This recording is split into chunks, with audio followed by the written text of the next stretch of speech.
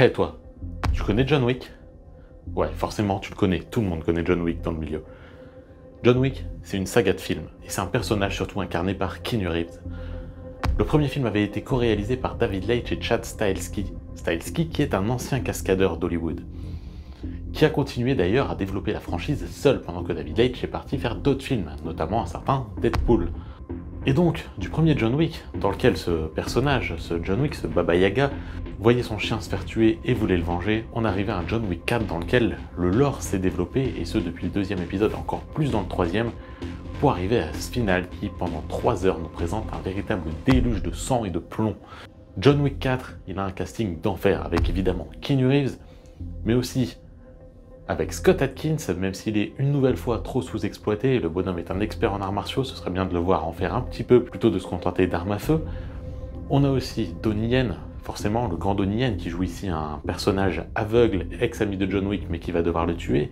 Et pourquoi il va devoir le tuer? Et bon, on verra ça après. Et on trouve aussi Hiroyuki Sanada et bien sûr Laurence Fishburne, Ian McShane, ou encore le récemment regretté Lance Reddick. Dans ce John Wick 4, John Wick il est toujours excommunié et il va essayer d'être libéré, de ne plus être poursuivi. Et pour ça, il va devoir rencontrer un mec qui appartient à la Grande Table et qui est joué par Bill Skarsgård. Alors qu'est-ce que c'est la Grande Table? On le sait vaguement dans les films, mais finalement pas tant que ça. Et c'est le seul regret concernant ce John Wick 4, c'est que le lore n'est pas plus développé. Il y a un potentiel énorme qui sera sûrement développé dans le spin-off Ballerina ou dans la série Continental, et espérons-le encore plus par la suite, Chad Stahelski n'excluant pas déjà un John Wick 5, mais si on a un final un peu précipité, et un lore donc pas vraiment totalement exploité, pas totalement expliqué. Ce qui n'empêche pas John Wick 4 d'être un des meilleurs films d'action du moment, si ce n'est le meilleur, dans la totale lignée du 3, c'est-à-dire avec de l'action à gogo, beaucoup plus que dans le premier et dans le 2, et donc c'est un vrai plaisir de retrouver John Wick à l'écran, malgré ses quelques petits défauts.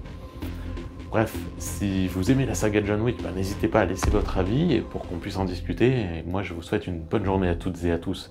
Et en attendant, je vais aller défoncer moi aussi du méchant.